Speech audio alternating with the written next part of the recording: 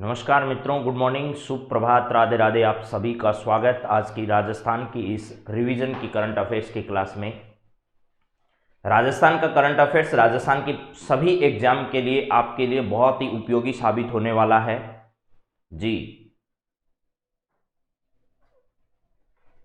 जरूर जरूर। नमस्कार बीके राजा, एसआई मंजू, पायल, अर्जुन, सपना, पंकज, बसंती, सभी दोस्तों का हार्दिक स्वागत है आज की इस करंट अफेयर्स की क्लास में, जिसमें हम लोग राजस्थान से जुड़े हुए कुछ अच्छे सवालों पर बातचीत आप लोगों से करने वाले हैं। तो फटाफट आप जुड़िए और उसके बाद आज की क्लास की शुरुआत करते हैं। सबसे पहले बात 25/12/2021 को हम किसकी बात करेंगे वो आपको बता देता हूं। राजस्थान करंट अफेयर्स का रिवीजन जो है, जो पुरानी बातें हमारी हो चुकी है उन्हीं पर हम लोग बात करेंगे और सिर्फ राजस्थान से जुड़ी हुई बातें यहां पर आपसे डिस्कस करेंगे। जिसका पहला सवाल है, कुछ सवाल आपको अभी तक पढ़ाए नहीं गए हैं, कुछ पढ़ा दिए गए हैं। तो शुरुआती 10 सवाल जो हैं वो आपके लिए नए हैं, वो आपको पहले की किसी क्लास में पढ़ाए नहीं गए हैं। बताइए जरा, विज्ञान एवं प्रौद्योगिकी विभाग द्वारा दिए जाने वाले इंस्पायर अवार्ड योजना में वर्ष 2022 के लिए राज्य के किस जिले से सर्वाधिक बच्चों का क्या किया गया है, चयन किया गया है। देखिए, आपको बताना है विज्ञान एवं प्रौद्योगिकी विभाग जो है वो एक प्रकार की स्कॉलरशिप देता है, ये समझिए आप लोग, और उसका नाम क्या रखा गया है, इंस्पायर अवार्ड योजना रखा गया है। इंस्पायर अवार्ड योजना बच्चों में विज्ञान के प्रति रुचि पैदा करने के लिए पहले ये कक्षा 12 से 11 और 12 के बाद जो 12वीं क्लास के परसेंटेज आते थे उस आधार पर बच्चों को दिए जाते थे। ग्रेजुएशन और उसके आगे की 2 वर्ष पोस्ट ग्रेजुएशन जो है उसके लिए दिए जाते थे। लेकिन आजकल क्या कर दिया, विज्ञान एवं प्रौद्योगिकी विभाग ने कक्षा 6 से 10 तक के बच्चों को भी यह इंस्पायर अवार्ड योजना के तहत लाभ देने के बारे में विचार विमर्श किया है। अब इस योजना में क्लास 6 से 10 तक के बच्चों में विज्ञान के प्रति रुचि किस प्रकार पैदा की जाए, उनके छोटे छोटे इनोवेशंस जो हैं वो आगे इस विज्ञान एवं प्रौद्योगिकी विभाग तक पहुंचते हैं और वो विभाग इन बेहतरीन काम करने वाले बच्चों को पुरस्कृत करता है। तो रजिस्ट्रेशन करने वाले की बात अपन करते हैं। विज्ञान एवं प्रौद्योगिकी विभाग के मंत्री हमारे जितेंद्र सिंह जी हैं, डॉक्टर जितेंद्र सिंह, ये इस मंत्रालय के क्या हैं, मंत्री हैं। इनके द्वारा इंस्पायर अवार्ड योजना में वर्ष 2022 के लिए जिनको लाभ मिलने वाला है उसके लिए जिले में सर्वाधिक बच्चों का चयन हुआ है। राजस्थान के 3 जिले ऐसे हैं जो बेहतरीन प्रदर्शन इसमें कर पाए हैं। उसमें सबसे सर्वश्रेष्ठ जिला जो है वो कौन सा रहा है, जयपुर रहा है इस बार। पिछली बार इसमें चूरू जिला जो था वह चूरू जिला सबसे आगे था, ठीक है, उसके बाद सीकर जिला था। लेकिन इस बार सबसे आगे जयपुर जिला है, उसके बाद अलवर है, उसके बाद झुंझुनू है, ऐसे इसमें स्थान रखे गए हैं। तो अब आपको ध्यान रखिए कि यहां पर सही जवाब क्या है, वो है आपका जयपुर इसमें है। विज्ञान एवं प्रौद्योगिकी विभाग द्वारा दी जाने वाली इंस्पायर अवार्ड स्कॉलरशिप के तहत बच्चों में सर्वाधिक रजिस्ट्रेशन किस जिले से या किन जिले से सर्वाधिक बच्चों का चयन किया गया है, तो आपका सही जवाब होगा इस बार जयपुर जिले से सबसे ज्यादा बच्चों का इसमें चयन किया गया है। चलिए अगला सवाल देखिएगा क्या है। एजुमेसी नामक गणित प्रयोगशाला या लेब कहां जो अपने तरह की दुनिया की पहली लेब है। इस सवाल में थोड़ी शायद बातें इन्होंने छोड़ दी है, मैं इसको पूरा लिख देता हूं। यहां है कि एजुमेसी नामक एक गणित की प्रयोगशाला या लेब अभी हाल ही में कहां तैयार की गई है या कहां बनाई गई है, कहां बनाई गई है जो अपने तरह की दुनिया की पहली लेब होगी। यानी गणित में बच्चों में इस प्रकार के प्रयोगात्मक, गणित एक अमूर्त विषय है, ध्यान रखिएगा क्या है, गणित एक अमूर्त विषय है। अमूर्त का मतलब है जो आप आंख, कान, इंद्रियां आदि से जिनको स्पर्श नहीं कर सकते, देख नहीं सकते, वो सब क्या है, अमूर्त है। और जिनको आप स्पर्श कर सकते हो, जिनके बारे में आप सुन सकते हो, जिसको स्पर्श कर सकते हो, जिसको चख सकते हो, यानी आप 5 इंद्रियों के माध्यम से जिसको जान सकते हो, जिसकी पहचान कर सकते हो, वह मूर्त है। तो गणित आपका क्या है, एक अमूर्त विषय है, ये ध्यान रखना है। वैज्ञानिक विषय तो है ही, यानी विज्ञान तो है ही गणित, इसमें कोई दो राय नहीं है, बल्कि एक क्या है, अमूर्त विषय है। इसको लेकर के अभी बच्चों में किस प्रकार जागरूकता पैदा की जाए, जब बच्चों में इस कैसे रुचि पैदा की जाए, इसको लेकर के जो है वो एक इस प्रकार की प्रयोगशाला बनाई गई है और लेब बनाई गई है। वह अपने प्रकार की पहली दुनिया की इस प्रकार की लेब है जिसमें ऐसा किया जा रहा है। आपको बताना यह दुनिया की पहली लेब कहां स्थापित की जा रही है। अगर इस दुनिया में विज्ञान नाम का जो सब्जेक्ट है, उस विज्ञान नाम के सब्जेक्ट से अगर गणित हटा दिया जाए तो इस दुनिया में अंधेरा छा जाएगा, ऐसा वैज्ञानिकों का कहना है। यानी कि अगर गणित है, विज्ञान में से गणित को हटा दिया जाए तो विज्ञान में बहुत कुछ ज्यादा बचेगा नहीं, ऐसा भी इनका कहना है। और विज्ञान का जो सिंह द्वार है, जिसको अपन मेन गेट कहते हैं, वो मेन गेट क्या है? गणित है। उसके माध्यम से ही सारी चीजें सामने आती है। और इस लोहे युग की सबसे बड़ी विशेषता जो है वह है गणित है। गणित के माध्यम से बहुत सारी चीजें जो है वो जीवन में आप लोग सरल कर पाते हैं।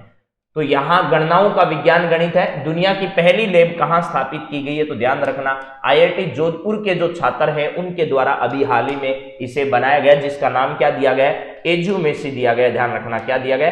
एज्यूमेसी इसका नाम दिया गया।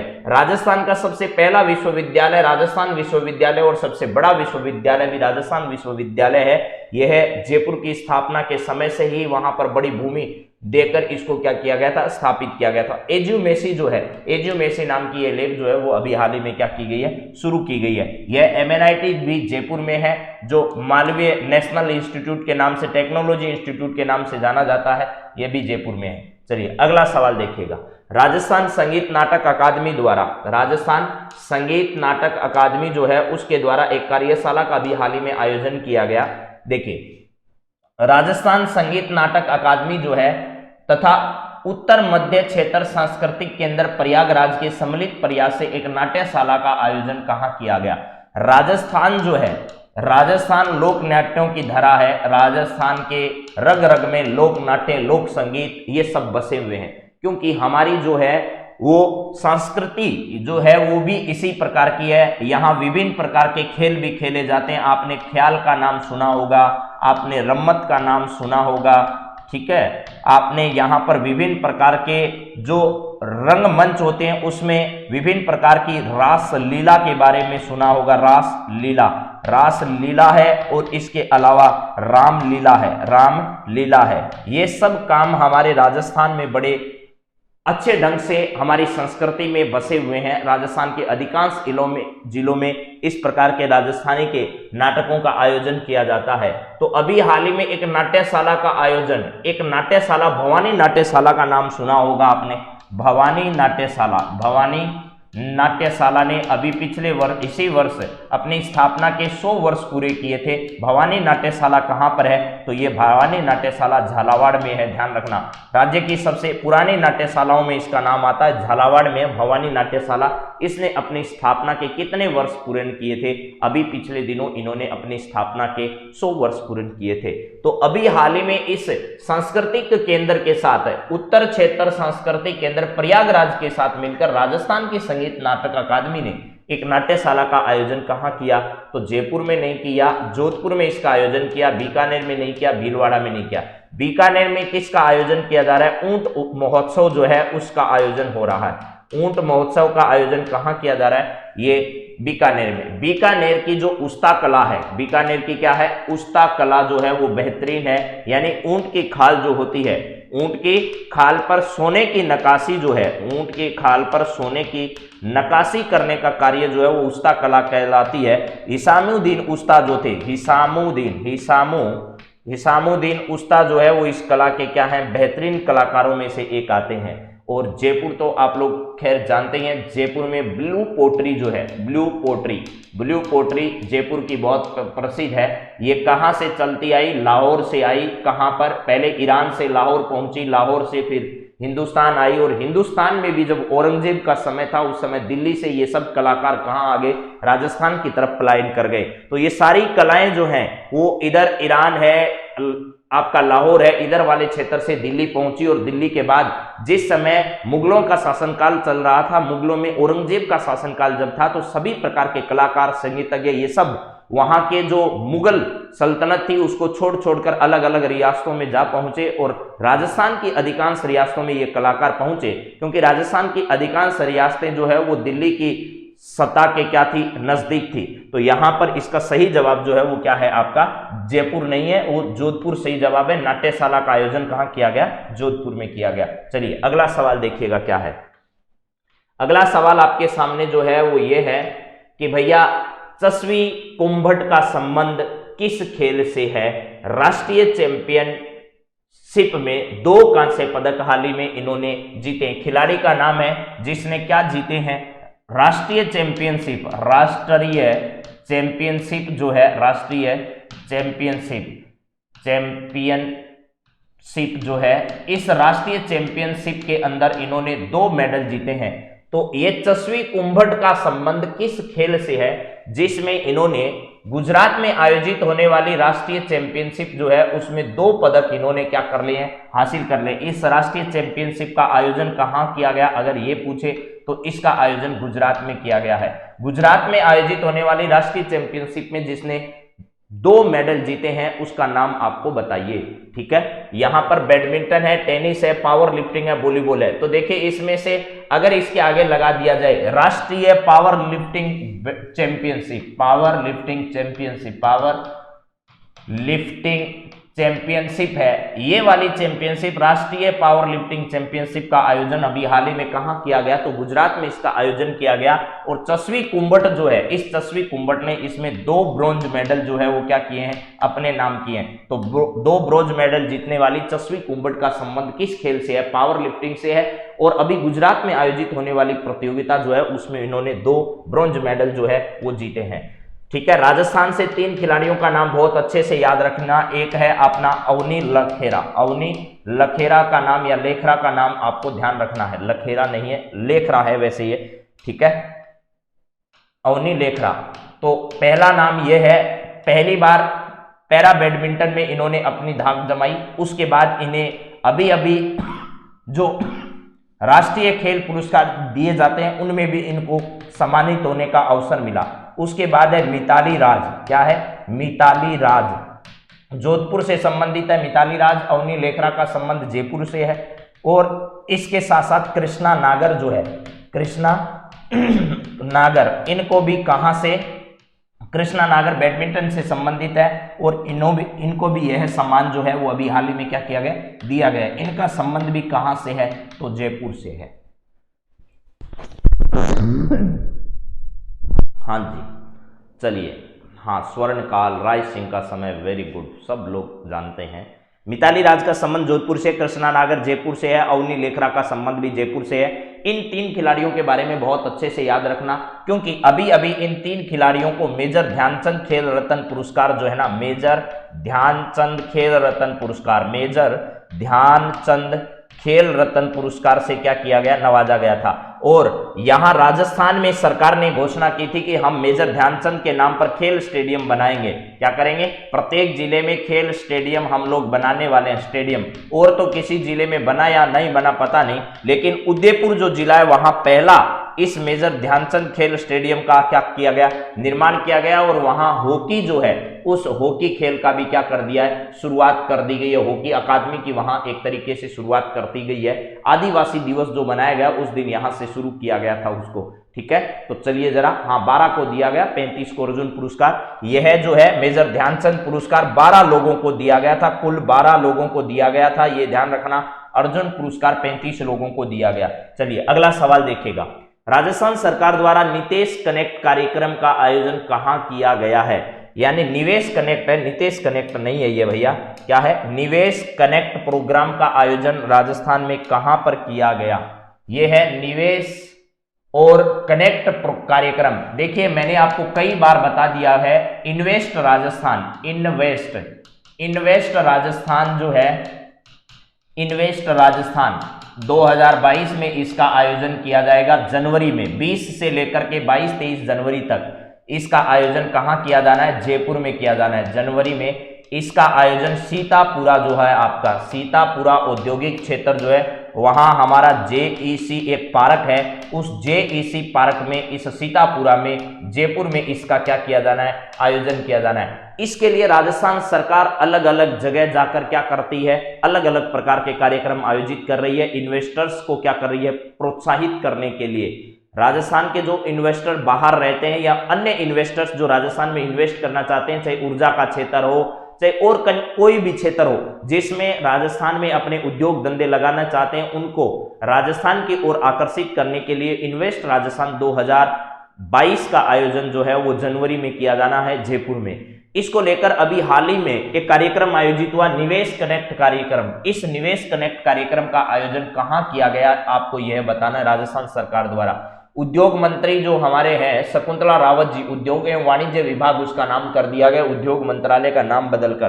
तो इसका सही जवाब जो है, देखिए पिछले दिनों इसके लिए रोड शो का आयोजन कहां किया गया था, हैदराबाद में किया गया था, अहमदाबाद में किया गया था, दिल्ली में किया गया था और बंबई में किया गया था। लेकिन अभी अभी निवेश कनेक्ट कार्यक्रम का आयोजन कहां किया गया है, कलकत्ता में किया गया है। जी हां, तो चलिए इसका सही जवाब कलकत्ता है। कलकत्ता में पहले जो है वो इस निवेश कनेक्ट कार्यक्रम का आयोजन किसके द्वारा किया गया है, राजस्थान सरकार जो है, राजस्थान सरकार जो है, इस राजस्थान सरकार के द्वारा इसका आयोजन किया गया है अभी हाल ही में। चलिए नेक्स्ट जरा देखिए क्या है।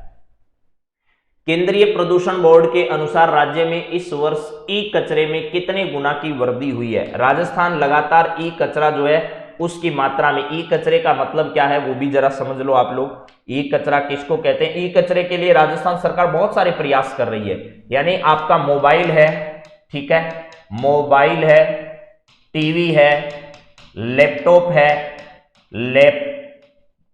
है या फिर कोई भी कंप्यूटर है, कंप्यूटर कोई भी है, इन सबके खराब होने के बाद वो जो कबाड़ बचता है उस कबाड़ को ही आप लोग क्या कहते हो, वो ई कचरा कहलाता है। क्योंकि ये इलेक्ट्रॉनिक जो भी सामान आप काम में लेते हैं, इन सब से होने वाला जो कचरा है उस कचरे को हम लोग क्या कहते हैं, ई कचरा कहते हैं, ई वेस्ट कहते हैं। वह पर्यावरण के लिए बहुत खतरनाक है भैया। क्या है, पर्यावरण के लिए वह क्या है, बहुत खतरनाक है, क्योंकि उसका क्या नहीं किया जा सकता, उसे डिग्रेडेबल नहीं किया जा सकता इतना आसानी से, इसलिए पर्यावरण के लिए बहुत नुकसानदायक है ये ई कचरा।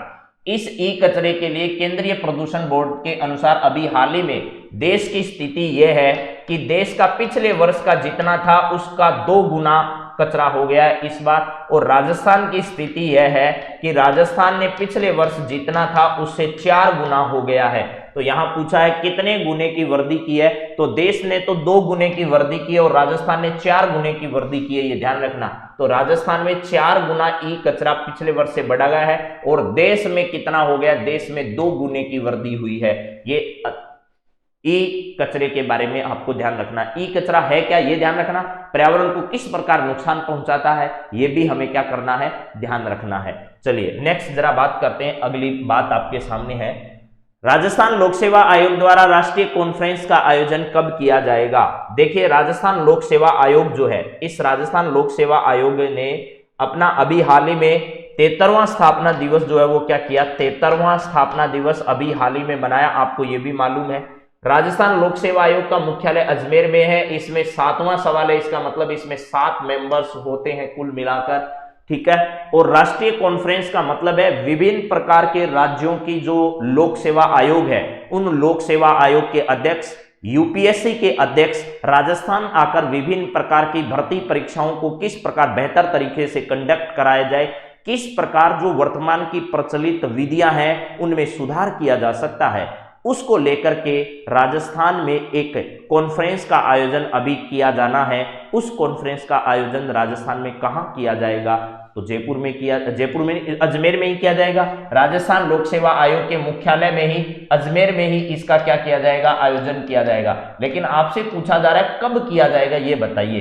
1 जनवरी 2022 से, 7 जनवरी 2022 से, 26 जनवरी 2022 से, 15 जनवरी 2022 से, कब से इसका आयोजन किया जाएगा आपको यह बताना है।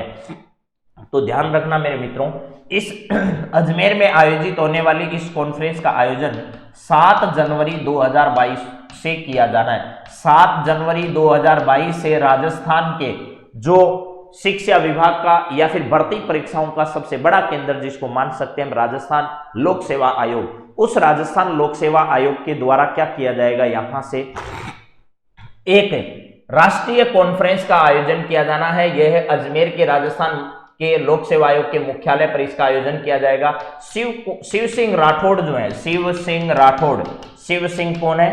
शिव सिंह राठौड़ साहब हैं। शिव सिंह राठौड़ वर्तमान में, डॉक्टर शिव सिंह राठौड़ वर्तमान में इनके पास किसकी जिम्मेदारी है? अध्यक्ष की जिम्मेदारी है। ये पूर्णकालिक अध्यक्ष नहीं है, ये ध्यान रखना। भूपेंद्र यादव जी के रिटायर होने के बाद, भूपेंद्र यादव जी के रिटायर होने के बाद इनको यह जिम्मेदारी किसने दी है? तो राज्यपाल महोदय जो है इन्होंने इसकी जिम्मेदारी दी है। राज्यपाल आरपीएससी के अध्यक्ष को अपॉइंट तो कर सकते हैं, लेकिन राज्यपाल हटा नहीं सकते, इस बात को ध्यान रखना। वो सब राष्ट्रपति के हाथ में है सदस्यों को हटाना।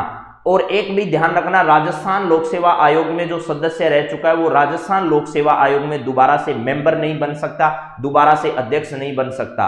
अब क्या होगा, वो किसी अन्य राज्य की लोक सेवा आयोग में अध्यक्ष बन सकता है, वहां भी सदस्य नहीं बन सकता। उसके बाद वो यूपीएससी में मेंबर बन सकता है या यूपीएससी में वो अध्यक्ष के पद पर जा सकता है, लेकिन इससे छोटे पद पर उसकी नियुक्ति नहीं होगी।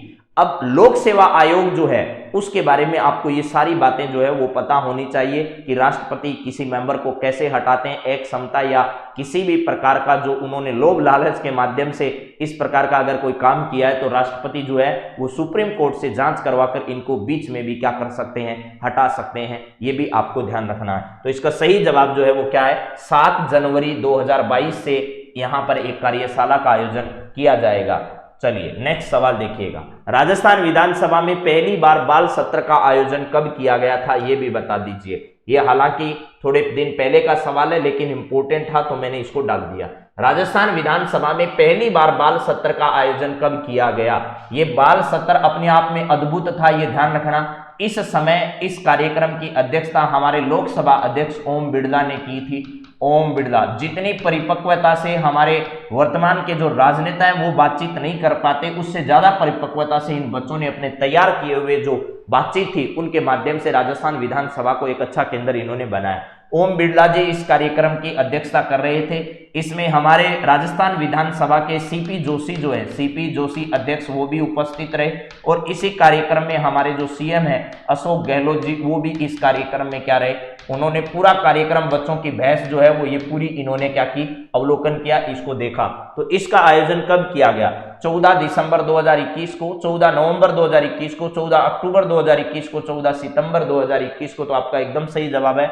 चाचा नेहरू जो है, चाचा चौधरी नहीं है, चाचा नेहरू जो है, उनके जन्म जयंती के अवसर पर 14 नवंबर 2021 को इसका क्या किया गया था, आयोजन किया गया था। उसी दिन बाल दिवस भी हम लोग क्या करते हैं, मनाते हैं। तो मेरे हिसाब से ये बात आपको क्लियर हो गई होगी। यानी बाल दिवस के अवसर पर, बाल दिवस के अवसर पर ऐसा किया गया। बाल दिवस के अवसर पर राजस्थान में नेहरू बाल संरक्षण कोष, नेहरू बाल संरक्षण कोष, बाल संरक्षण कोष और एक नेहरू बाल पुरस्कार जो है इनकी क्या की गई थी, घोषणा की गई थी। चलिए अगला देखिए। अगला सवाल है, बाल अधिकारों के प्रति एकजुटता दिखाने के लिए चलाए गए गो ब्लू अभियान का संबंध किससे है, जिसके तहत 19 नवंबर को राजस्थान विधानसभा पर नीली रोशनी की गई थी। यह नवंबर का सवाल है हालांकि, लेकिन फिर भी परीक्षा में छूटना नहीं चाहिए कुछ भी आपका। मैंने बहुत सारे सवाल ऐसे आपको पहले भी कवर करा दिए हैं और शाम की जो स्पेशल क्लास है वीडियो की, उसमें राजस्थान की बहुत सारी बातें जो है वो वहां आपको कवर करवा दी। ठीक है, हाँ जी। तो चलिए यहां पर आप लोग जरा सुनिएगा क्या है।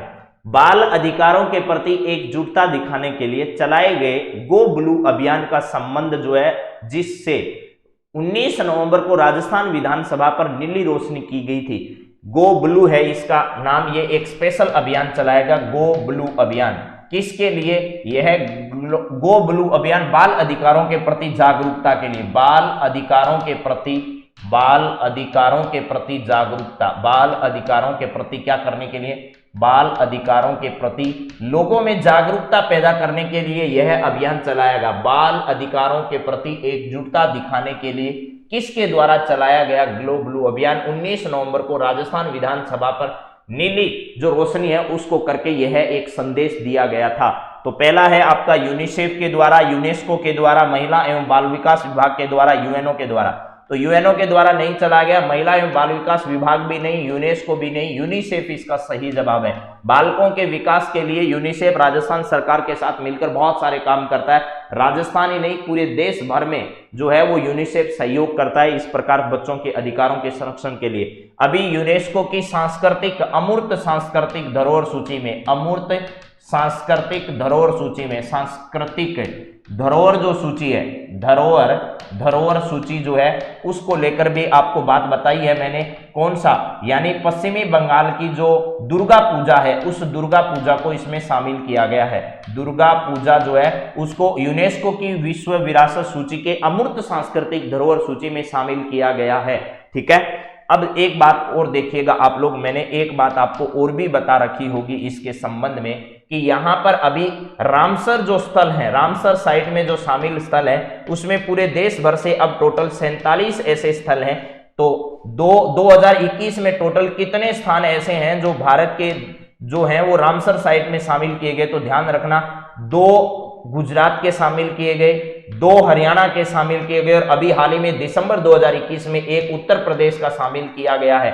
अब टोटल मिलाकर 46 + 1 47 आपके सामने हो चुके हैं और ये 5 स्थान है। और इस अमूर्त सांस्कृतिक धरोहर सूची में टोटल 14 ऐसे तत्व शामिल हो चुके हैं। इस लिस्ट में भारत के 14 तत्व शामिल हैं, जिसमें राजस्थान का जो कालबेलिया नृत्य है, राजस्थान का कौन सा है? कालबेलिया। कालबेलियाओं द्वारा, कालबेलिया एक समुदाय का नाम है, कालबेलिया, इनके द्वारा किया जाने वाला एक नृत्य, उसका नाम ही क्या पड़ गया? कालबेलिया। ठीक है, ये आप लोगों को पता होगा। वर्ष 2010 में इसे क्या किया गया था? ये यूनेस्को की अमूर्त सांस्कृतिक धरोहर सूची में इसे 2010 में क्या किया गया? शामिल कर लिया गया था। ठीक है, विश्नोई सरकार, यह भी फर्स्ट ग्रेड में ही आएगा, आप चिंता मत करिए। ये सब उन्हीं को ध्यान में रखते हुए राजस्थान का आप कोई भी एग्जाम देना, उन सब से संबंधित सारी बातें हमारी हो रही है। तो चलिए अब बात करते हैं आगे।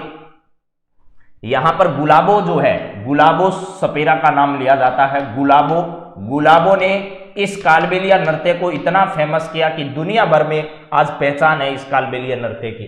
अगला सवाल, राज्य में मुख्यमंत्री निरोगी राजस्थान चिरंजीवी स्वास्थ्य शिविरों का आयोजन कब से लेकर कब तक किया जा रहा है? जी हाँ, 2 फरवरी 1971 को ईरान में यह जो है वो रामसर नाम से एक कॉन्फ्रेंस का आयोजन किया गया। उसी के बाद में ये रामसर आर्द्र भूमियां जो है, 2 दलदली भूमियां हैं, इनको इसमें शामिल किया जाना, यानी ऐसे क्षेत्र जिसका संरक्षण समय के अनुसार जरूरी है वो स्थान इसमें शामिल किया जाता है।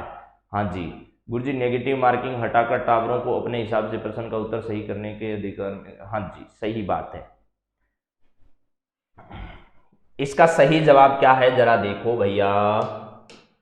यहां पर आपके सामने जो सवाल है वो ये है कि हमने मुख्यमंत्री चिरंजीवी योजना का नाम सुना है, इसमें 2 साथ एक कर दिए, मुख्यमंत्री निरोगी भी कर दिया और राजस्थान चिरंजीवी स्वास्थ्य शिविर भी कर दिया। इसका उद्घाटन जो है वो पूर्व हमारे चिकित्सा मंत्री रघु शर्मा जी जो है उनके द्वारा इसका किया गया था उद्घाटन। कितनी तारीख से ये मुख्यमंत्री निरोगी राजस्थान चिरंजीवी स्वास्थ्य शिविर जो है वो शुरू किए गए? तो पहली डेट तो सब में फिक्स है, 14 नवंबर से ही इन्हें शुरू किया गया था 2021 से, लेकिन अब आगे वाली डेट अलग अलग है। पहला है 31 मार्च 2022 तक चलेंगे, 31 दिसंबर 2021 तक चलेंगे, 15 दिसंबर 2021 तक चलेंगे, 14 जनवरी 2021 तक चलेंगे। तो ध्यान रखना ये शिविर जो है ये 31 मार्च 2022 तक यथावत चलने वाले। इसके तहत गांव-गांव में शिविर लगाकर क्या किया जाएगा? निरोगी राजस्थान बनाया जाएगा, लोगों को स्वास्थ्य सुविधाएं उपलब्ध करवाई जाएगी, जरूरत पड़ी तो बड़े हॉस्पिटलों में उनको ट्रांसफर भी किया जाएगा। ये सारी व्यवस्थाएं सुविधाएं इसमें मिलने वाली है। तो ये अभियान मुख्यमंत्री निरोगी राजस्थान चिरंजीवी स्वास्थ्य शिविरों का भी आयोजन राजस्थान में किया जा रहा है। अगला सवाल देखिएगा क्या है। तो ये सवाल तो आपको मैंने हालांकि करा दिया है कि चुनाव कानून संशोधन विधेयक 2021 को संसद में पारित किया गया, जिसमें वोटर आईडी कार्ड को आधार कार्ड से लिंक किया जाएगा। इसे लोकसभा में किसने पेश किया था? तो अभी लोकसभा में इसको किरण रिजिजू जी ने जो है वो प्रस्तुत किया था। आपका आधार कार्ड और वोटर आईडी कार्ड जो है, एक आपका क्या है वोटर आईडी कार्ड और एक आपका आधार कार्ड है, उन दोनों को लिंक कर दिया जाएगा। अब आप क्या नहीं कर सके कि एक वोटर आईडी कार्ड से आप फर्जी जो वोट होते हैं उन फर्जी वोटों को रोकने के लिए ऐसा किया गया है। अब आप ऐसा नहीं कर पाओगे। तो यह किरण रिजिजू जी ने प्रस्तुत किया।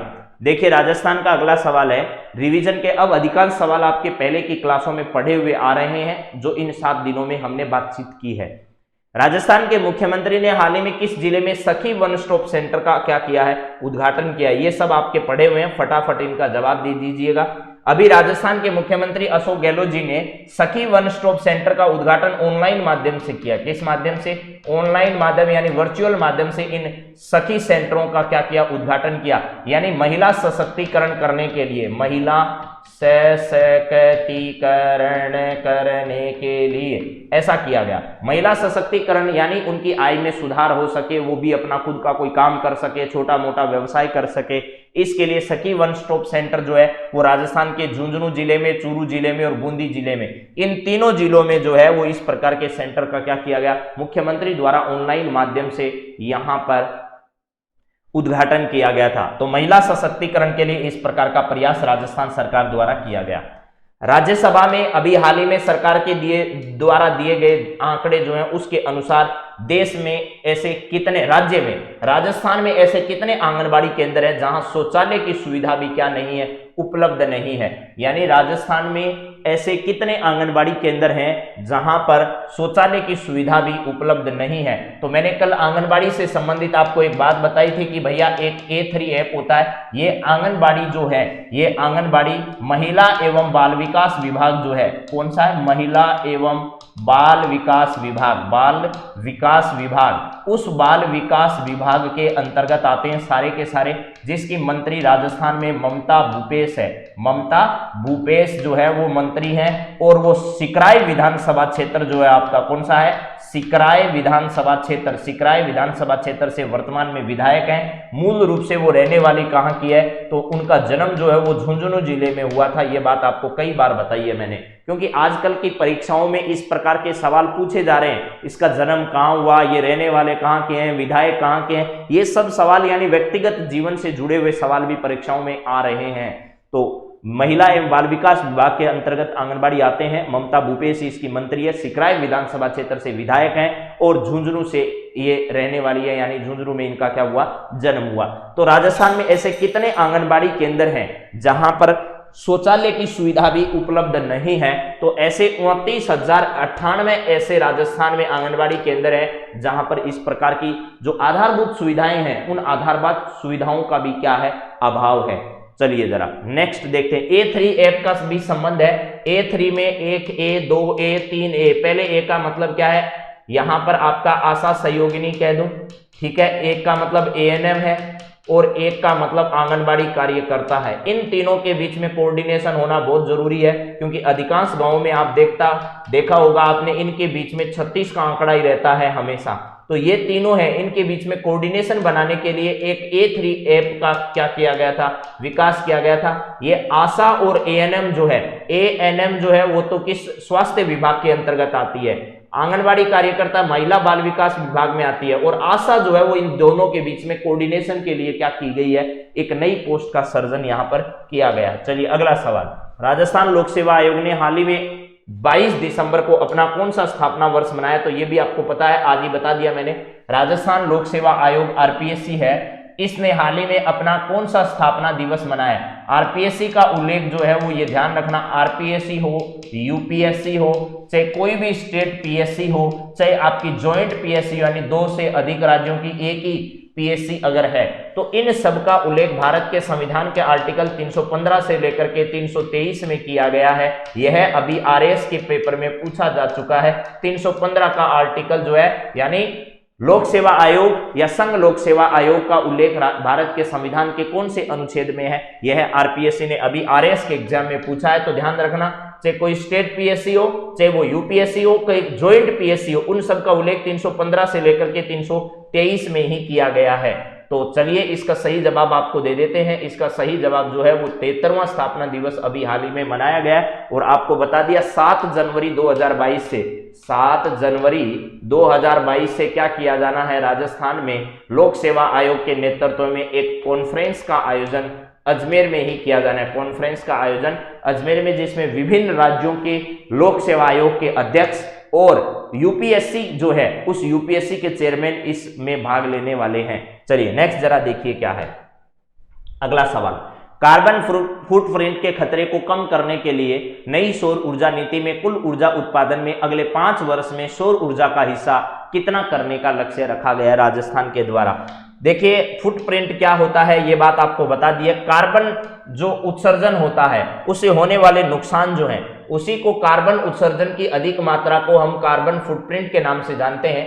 खतरे को कम करने के लिए नई सौर ऊर्जा नीति जो है उसमें कुल ऊर्जा उत्पादन में 5 वर्ष में सौर ऊर्जा का हिस्सा कितना होगा, यानी आगामी 5 वर्ष में अगर हम 100 मेगावाट ऊर्जा का उत्पादन करेंगे तो उसमें कार्बन का जहां ज्यादा यूज हो, कार्बन उत्सर्जन जिसमें ज्यादा हो, उस ऊर्जा को छोड़कर हम 40% यानी 40 मेगावाट जो है उसमें से सौर ऊर्जा का उत्पादन करने वाले हैं। उससे क्या करने वाले हैं, सौर ऊर्जा जो है उस सौर ऊर्जा का उत्पादन करने वाले हैं। तो यहां 100 मेगावाट में से 40 मेगावाट ऊर्जा का उत्पादन इससे किया जाएगा। इसका सही जवाब जो है वो क्या है, 40 आपका सही जवाब है। चलिए अगला सही जवाब देखिए क्या है। ई मित्र @होम की सुविधा प्रथम चरण में कहां प्राप्त होने वाली है। राजस्थान में अब ई मित्र सेवा घर घर आपको उपलब्ध होने वाली है, यानी घर घर आकर ई मित्र सेवक आपको अपनी सेवाएं प्रदान करने वाले हैं। तो ई मित्र पर चाहे आपको अपना कोई कास्ट सर्टिफिकेट बनाना हो, चाहे आपको कोई इनकम सर्टिफिकेट बनाना हो, या फिर आप लोगों को किसी भी प्रकार के बिल का पे करना हो ई मित्र के माध्यम से, अब ई मित्र @होम की सुविधा अब आपको घर पर ही मिलेगी। इसके प्रथम चरण की शुरुआत राजस्थान में कहां से की गई है, तो राजस्थान के 2 जिले ऐसे हैं जहां अभी इस सेवा को शुरू किया गया, एक जयपुर और एक जोधपुर। इसका सही जवाब है ए व बी दोनों। इन दोनों जिलों में क्या किया गया है, अभी इस प्रकार की व्यवस्था शुरू की गई है। हाँ जी, वेरी गुड वेरी गुड। हाँ, भारत जो है वो 2070 तक कार्बन उत्सर्जन को 0 कर देगा। 0 कार्बन उत्सर्जक देश बनने की दिशा में हम प्रयास करेंगे, ऐसा हमने COP26 में ये वादा किया है दुनिया भर के सामने कि 2070 तक हम 0 कार्बन उत्सर्जक देश की भूमिका में आ जाएंगे। चलिए नेक्स्ट सवाल की बात करें। अगला सवाल क्या है जरा देखो। हाल ही में 20 दिसंबर को गोविंद गुरु की जयंती मनाई गई। उनका जन्म 1858 डूंगरपुर के बांसिया गांव में किस परिवार में हुआ था। तो आप लोग मोतीलाल तेजावत है, गुरु गोविंद सिंह है, इनके बारे में तो बहुत अच्छे से जानते हैं। राजस्थान की ऐसी कोई परीक्षा नहीं है जिसमें गोविंद गुरु और मोतीलाल तेजावत से जुड़ा हुआ सवाल नहीं है। मोतीलाल तेजावत, ठीक है, तेजावत। जो आदमी तेज होता है वो अकेला चलता है, तो इन्हीं का एक ही आंदोलन है, ध्यान रखना। क्या है, इन्हीं का आंदोलन जो है वो एक ही आंदोलन है। जो गुरु होता है वो भक्त बनाता है, तो इनका जो आंदोलन है वो भक्त आंदोलन है। इनका आंदोलन क्या है, भक्त आंदोलन है, ध्यान रखना। ये 2 आंदोलन के नाम से आपसे पूछे जाते हैं सवाल। यहां पर इन्होंने भीलों में क्या किया, भीलों में एक तो सामाजिक सौहार्द, भीलों में सामाजिक सौहार्द और एक उनमें सामाजिक जागरूकता पैदा की जाए। जागरूकता पैदा करने के लिए विभिन्न प्रकार के जो नशे की लत हो, चाहे विभिन्न प्रकार के हिंसा के काम हो, उनमें जो शामिल थे उनको मुख्य धारा में लाना। और मुख्यतः ये दयानंद सरस्वती से प्रभावित है, यानी आर्य समाज के प्रभाव में आए। सूदी आंदोलन जो है वो भी इन्होंने क्या किया था, चलाया था। तो ये देखिएगा, मोतीलाल तेजावत है, तेज आदमी है, और तेज आदमी जो है मोती किसके पास मिलेंगे, अग्रवाल के पास मिलेंगे, बंजारे के पास नहीं मिलेंगे। तो मोतीलाल तेजावत का जो जन्म है वो अग्रवाल परिवार में हुआ था। मोती किसके पास मिलेंगे, अग्रवाल जो होगा उसके पास मिलेंगे। और गोविंद गुरु का बांसिया गांव में जो जन्म है वो एक बंजारा परिवार में हुआ था। किस परिवार में, बंजारा परिवार में हुआ था, बंजारा परिवार से संबंधित थे। उसके बाद में संत सभा की स्थापना हो, वहां संत सभा पर हुआ जो हमला है वो सब आप लोग जानते हैं मेरे हिसाब से। तो यहाँ सही जवाब क्या है, बंजारा है। और बिलों में एकजुटता पैदा करने के लिए इन्होंने विभिन्न प्रकार के जो कार्यक्रम है वो यहाँ पर क्या किए थे, संचालित किए थे। हाँ साहब, ओ बंजारो वो इसकी बंजारन। तो चलिए नेक्स्ट बात करते हैं अगले सवाल पर। देश में पहली बार ट्रिपल स्टेक कंटेनर के साथ मालगाड़ी को गति शक्ति योजना के तहत शुरू करने के कार्य रेल मंत्री अश्विनी वैष्णव ने राजस्थान में कहां से शुरू किया था, यह आपको जवाब देना है। राजस्थान में एक ऐसी जगह का नाम आपको बताना है जिस जगह से यानी देश में पहली बार ट्रिपल स्टेक कंटेनर के साथ मालगाड़ी को गति शक्ति योजना के तहत शुरू करने का कार्य रेल मंत्री अश्विनी वैष्णव। राजस्थान के पाली जिले में इनका जन्म हुआ है, ध्यान रखना, लेकिन मूल रूप से अब इनका परिवार जो है वो कहाँ रहता है, जोधपुर में रहता है। और ये खुद जो है वो ध्यान रखना वर्तमान में केंद्र सरकार में मंत्री हैं। और उड़ीसा का जो बीजू जनता दल है, उड़ीसा का कौन सा जनता दल है, बीजू जनता दल, बीजू जनता दल जो है उस बीजू जनता दल की तरफ से राज्यसभा के सदस्य हैं। क्या है, राज्यसभा के क्या है, सदस्य हैं। पूर्व में ये एक आईएएस अफसर भी रह चुके हैं। राजस्थान में कहां पर ऐसा किया गया, यानी एक लॉजिस्टिकल पार्क है राजस्थान में, उसका दौरा इन्होंने अभी किया है। और ट्रिपल स्टेक कंटेनर का मतलब पहला कंटेनर, उसके ऊपर दूसरा कंटेनर, उसके ऊपर तीसरा कंटेनर, यानी एक साथ सुरक्षित माल जो है वो अधिक मात्रा में एक स्थान से दूसरे स्थान तक पहुंचाया जाए, इसके लिए ऐसा किया जा रहा है। ठीक है, हाँ जी, एम के वीरा जी जरूर आइए, आपका स्वागत है। तो चलिए, यहां पर है काहूवास अलवर है, गांधीनगर जयपुर है, सांगानेर जयपुर है, सादुलपुर जयपुर है।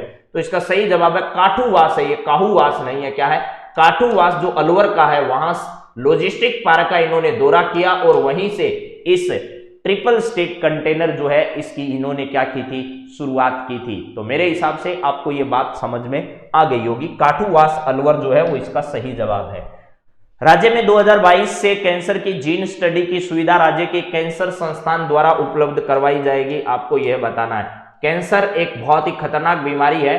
अनियंत्रित कोशिकाओं की वृद्धि ही कैंसर है। क्या है, अनियमित, अनियमित और अनियंत्रित, अनियमित और क्या है, अनियंत्रित, अनियंत्रित कोशिका वृद्धि जो है, अनियंत्रित कोशिका, अनियंत्रित कोशिका वृद्धि जो है, उस अनियंत्रित कोशिका वृद्धि को ही क्या कहते हैं, कैंसर कहते हैं। आपने इसके अंदर एक तो कीमोथेरेपी का नाम सुना होगा, कीमोथेरेपी, एक रेडियोथेरेपी का नाम सुना हो। ये बहुत महंगी भी है, प्लस इससे शरीर को बहुत ज्यादा नुकसान भी होता है। कई बार डॉक्टर अपने लालच में भी लोगों को इसके झांसे में ले आते हैं। तो अभी राजस्थान में इन दोनों की जरूरत नहीं पड़े और राजस्थान के लोगों को जल्दी उसके बारे में पता चल सके और ठीक होने की संभावना ज्यादा हो, इसके लिए कैंसर संस्थान द्वारा जीन स्टडी की सुविधा उपलब्ध करवाई जा रही है। यानी जीनों की अगर स्टडी हो जाएगी तो उसके बाद तुरंत उसका निस्तारण और जल्दी निस्तारण संभव हो पाएगा।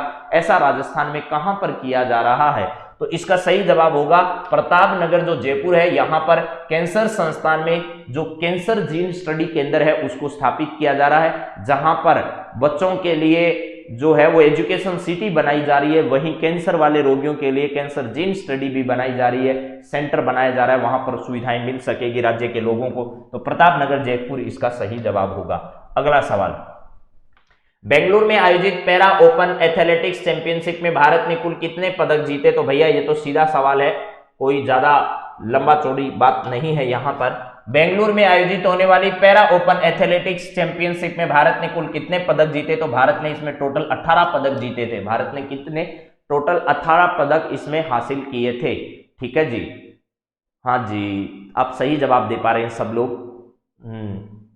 यहां 18 पदक टोटल भारत ने पैरा ओपन एथलेटिक्स चैंपियनशिप में जीते और इसका आयोजन कहां किया गया? बेंगलुरु कर्नाटक में इसका आयोजन किया गया, कर्नाटक में इसका आयोजन किया गया। चलिए अगला सवाल जरा देखिएगा, आपका क्या है? विजय हजारे ट्रॉफी, विजय हमारे नहीं है, विजय हजारे है। विजय हजारे ट्रॉफी का आयोजन राजस्थान क्रिकेट एसोसिएशन की मेजबानी में कहां किया जा रहा है, ये आपको बताना है। विजय हजारे ट्रॉफी, जिसे रणजी ट्रॉफी के नाम से भी जाना जा रहा है, इसके राजस्थान क्रिकेट अकेडमी जो है उसके अध्यक्ष जो है वो कौन है? वैभव गहलोत है। वैभव गहलोत जो है वो इसके क्या है? अध्यक्ष है, वैभव गहलोत साहब। अब आपको बताना है कि इसका आयोजन कहां किया जा रहा है? जयपुर में, जोधपुर में, बीकानेर में और उदयपुर में। तो इसका आयोजन भैया जयपुर में किया जा रहा है, जयपुर में इसका आयोजन किया जा रहा है। अभी हाल ही में विजय हजारे ट्रॉफी का आयोजन राजस्थान के जयपुर में राजस्थान क्रिकेट एसोसिएशन द्वारा किया जा रहा है। और अभी हाल ही में आपको पता है बहुत लंबे वर्ष बाद, लंबे अंतराल के बाद यहां पर एक अंतरराष्ट्रीय मैच का आयोजन भी एसएमएस स्टेडियम में किया गया, लंबे अंतराल के बाद। आरसीए की ही देख रेख में राजस्थान के चौंक गांव में देश का दूसरा सबसे बड़ा, चौंक गांव जो है वहां पर राजस्थान का सबसे बड़ा खेल स्टेडियम जो है वो बनने जा रहा है। अगला सवाल, राज्य में कहां पर 1000 मेगावाट का हाइड्रो पावर प्लांट स्थापित किया जा रहा है?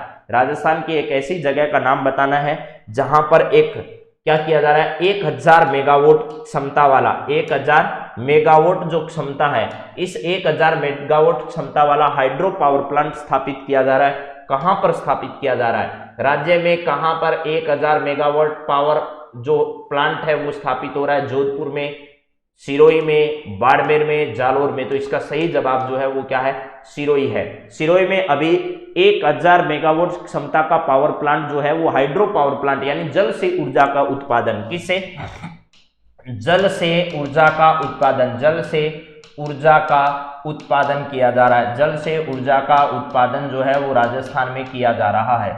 चलिए नेक्स्ट सवाल देखिए मेरे दोस्तों, हाल ही में राज्य का पहला व देश का 7वां बोन बैंक कहां उद्घाटित किया गया है। मुख्यमंत्री ने ऑनलाइन कार्यक्रम के माध्यम से इसका उद्घाटन अभी हाल ही में राजस्थान में कहां पर किया है। राजस्थान का पहला बोन बैंक है, लेकिन देश का पहला नहीं है, देश का ये 7वां है, देश का 7वां और राज्य का पहला बोन बैंक अभी हाल ही में कहां उद्घाटित किया गया है, मुख्यमंत्री अशोक गहलोत के द्वारा। तो इसका सही जवाब जो है वो जयपुर नहीं है, जोधपुर नहीं है, बीकानेर नहीं है, कोटा है। कोटा में पहला बोन बैंक, कोटा में दूसरी जो है वो आपको पता होगा प्लाज्मा बैंक का स्थापना भी जो कोटा में की गई थी, और पहले प्लाज्मा बैंक की स्थापना जयपुर में की गई थी, लेकिन अब वो ट्रेंड चला गया है, प्लाज्मा थेरेपी इतनी काम की है नहीं, उसको छोड़ दिया गया है। तो कोटा इसका सही जवाब है। कोटा में अभी हाल ही में देश का 7वां और राज्य का पहला बोन बैंक जो है वो हाल ही में स्थापित किया गया है, जिसे हम शिक्षा नगरी के नाम से, कोचिंग सिटी के नाम से जानते हैं। ऐसा कोटा जो है वहां पर इसकी स्थापना अभी की गई है। तो चलिए नेक्स्ट सवाल जरा देखिए मित्रों क्या है। अगला सवाल है, गोधरा दंगों और सिख विरोधी दंगों की जांच के लिए गठित 2 जांच आयोगों का नेतृत्व करने वाले सुप्रीम कोर्ट के पूर्व न्यायाधीश जिनका हाल ही में निधन हो गया उनका नाम बताइए। तो ये सवाल तो भारत से जुड़ा हुआ था लेकिन फिर भी बीच में आ गया।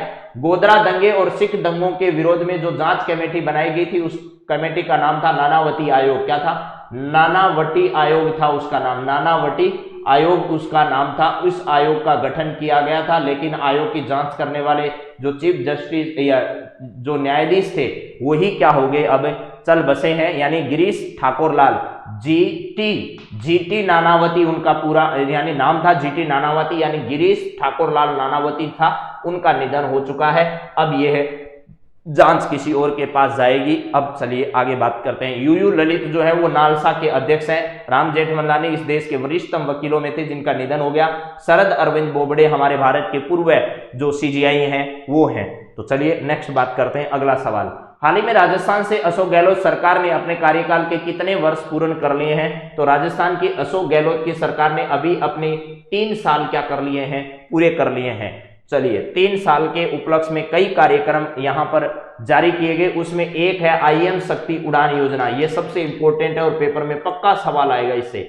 आईएम शक्ति उड़ान योजना, आईएम शक्ति क्या है, उड़ान योजना है। इस उड़ान योजना की 200 करोड़ रुपए की सहायता से योजना की शुरुआत कितनी राशि से की गई है, 200 करोड़ रुपए की राशि से इसकी शुरुआत की गई। इसके माध्यम से सभी बच्चियों और यानी किशोरियों और महिलाओं को क्या किया जाएगा, सैनिटरी जो नेपकिन है वो उपलब्ध करवाए जाएंगे। यह योजना जो है वो राजस्थान ने शुरू की है। किस उपलक्ष्य पर, तो यह 3 साल पूरे होने के उपलक्ष्य पर सरकार ने इस योजना को शुरू किया है। अगला सवाल, प्रदेश के युवाओं में स्टार्टअप और एंटरप्रेन्योरशिप को बढ़ावा देने के लिए आई स्टार्ट योजना जो है, इस योजना की शुरुआत किसने की है। राजस्थान के युवाओं में स्टार्टअप के प्रति और एंटरप्रेन्योरशिप जो है इसको बढ़ावा देने के लिए आई स्टार्ट नाम की योजना किसने शुरू की है। तो राजस्थान सरकार का सूचना एवं प्रौद्योगिकी विभाग और कॉलेज आयुक्तालय, इन दोनों ने मिलकर इस प्रकार की योजना की क्या की है, शुरुआत कर दी है। तो स्टार्टअप और एंटरप्रेन्योरशिप को बढ़ावा देने के लिए दोनों विभाग जो कॉलेज आयुक्तालय और सूचना विभाग जो राजस्थान का प्रौद्योगिकी विभाग है, उन दोनों ने मिलकर के आई स्टार्ट योजना जो है, इस आई स्टार्ट योजना को शुरू किया है। अच्छी योजना है, जरूर ध्यान रखना। अगला सवाल, मुख्यमंत्री अशोक गहलोत ने हाल ही में अभेड़ा बायोलॉजिकल पार्क का लोकार्पण किया है। यह बताना है कि अभेड़ा बायोलॉजिकल पार्क राजस्थान में कहां पर स्थित है। तो अभेड़ा पार्क जो है, इसका बायोलॉजिकल पार्क का उद्घाटन अभी हाल ही में सीएम ने ये भी क्या किया, वर्चुअल माध्यम से यानी ऑनलाइन माध्यम से किया। और ये अभेड़ा बायोलॉजिकल पार्क जो है वो कोटा में स्थित है। कहां पर है, कोटा में स्थित है। कोटा में एक तो बोन बैंक बन गया राज्य का पहला, और एक अभेड़ा बायोलॉजिकल पार्क है वो भी स्थापित हो गया है। राजस्थान के जयपुर में बायोलॉजिकल पार्क है, राजस्थान के उदयपुर में बायोलॉजिकल पार्क है, राजस्थान के अजमेर में बायोलॉजिकल पार्क, स्थापित किया जा चुका है। तो अब आपको देखना है कि राजस्थान के जयपुर में, उदयपुर में और जोधपुर में बायोलॉजिकल पार्क है। सॉरी, यहाँ क्या है, जोधपुर में बायोलॉजिकल पार्क है और एक कोटा में अभी हाल ही में क्या कर दिया गया है, स्थापित कर दिया गया है। तो चलिए अब बात करते हैं अगले सवाल पर। राज्य की समस्त किशोरियों और महिलाओं के लिए निःशुल्क सैनिटरी नैपकिन वितरण योजना 200 करोड़ रुपए की लागत वाली उड़ान योजना की शुरुआत कब की गई, यह आपको बताना है। बहुत ही इंपॉर्टेंट सवाल है, आपके पेपर में पक्का छपेगा किसी न किसी पेपर में, लेकिन अभी वीडियो के एग्जाम में आने की इसकी बहुत ही कम संभावना है। आगामी सेकेंड ग्रेड, फर्स्ट ग्रेड, इसके अलावा राजस्थान पुलिस जो है, इन एग्जाम में इसके आने की पूरी संभावना है। नारगढ़, सज्जनगढ़, उदयपुर, माचिया, सपारी, अबेड़ा, हाँ सही है। अजमेर में नहीं है, ये ध्यान रखना, अजमेर में नहीं है। यहां पर है उड़ान योजना की शुरुआत जो है वो कब की गई थी, तो ध्यान रखना 19 दिसंबर 2021 को इसकी शुरुआत की गई। 19 दिसंबर 2021 को इसकी क्या की गई, स्थापना। 18 याद नहीं रखना है, वो देगा आपको पेपर वाला 18, 17, 16, 15 ऐसे दे दे, तो ध्यान रखना 19 दिसंबर 2021 को इसकी क्या की गई है, शुरुआत की गई है। सरकार ने अपने 3 वर्ष पूर्ण होने के उपलक्ष्य में इस योजना को क्या किया, शुरू किया था। चलिए अगला सवाल, राड़ी क्या है जिसकी पहचान यूरोपीय देशों में भी पहुंच चुकी है। ये राड़ी क्या बीमारी है, आपको ये बताना। ये राड़ी है भैया, ध्यान रखना। ड़ी जो है राजस्थानी का है, ये राड़ी क्या है जिसकी पहचान यूरोपीय देशों तक पहुंच चुकी है, तो राजस्थान का लोक नाट्य नहीं है, वाद्य यंत्र नहीं है, ओढ़ने का वस्त्र नहीं है, एक बिछाने का वस्त्र है। जो कहां पर बनाया जाता है, जो बाड़मेर की महिलाओं द्वारा तैयार किया जाता है। बाड़मेर में तैयार की जाने वाली ये गुदड़ी है भैया, क्या है, गुदड़ी, जिसको दरी किसको कह सकते हो, चटाई जिसको अपन कह सकते हैं, ठीक है, ये सब है। और राजस्थान में ये प्रसिद्ध कहाँ की है, तो जयपुर की भी प्रसिद्ध है। यानी राजस्थान की चटाई और जो दरिया है वो जयपुर की भी प्रसिद्ध है। इसके अलावा सालावास जोधपुर का जो एक गांव है वहां की भी प्रसिद्ध है। तो इसका सही जवाब जो है वो बिछाने का एक क्या है, वस्त्र है। चलिए नेक्स्ट बात करते हैं। तो अभी के लिए दोस्तों आप सभी की बातचीत जो करनी थी, 7 दिनों में जितना भी करंट अफेयर्स है, इसके अलावा जो कुछ भी अब बच गया है राजस्थान की परीक्षा के लायक कोई करंट अफेयर्स मैंने नहीं छोड़ा है, वो सब आपको कवर करा दिया है। अब जो भी बातें बची है वो आपको पता है किस प्रकार की, अब बनाने को हजारों सवाल बना सकते हैं लेकिन उनका कोई मतलब नहीं है। जो सवाल आपके काम के थे वो सभी सवाल आपसे क्या कर लिए गए हैं, डिस्कस कर लिए गए हैं। तो अब आपसे बात करेंगे आज शाम की रिवीजन क्लास में। तो आज शाम को वीडियो के लिए शाम को अंतिम क्लास होने जा रही है रिवीजन की दृष्टि से। कल फिर होगी या नहीं होगी उसकी कोई गारंटी नहीं है, लेकिन आप सभी आज शाम की क्लास में जरूर जुड़ जाइएगा। आज शाम को वीडियो के एग्जाम की दृष्टि से रिवीजन क्लास हम लोग रोजाना आपके सामने रख रहे हैं और आप बहुत अच्छा अप्रिशिएट उस क्लास को लेकर कर रहे हैं, इसके लिए भी आप सभी का बहुत बहुत धन्यवाद है। तो आज की बात को यहीं समाप्त करते हैं और आप अपनी तैयारी को, अपनी रिवीजन को मजबूती प्रदान करते रहिए। Have a nice day. Thank you दोस्तों।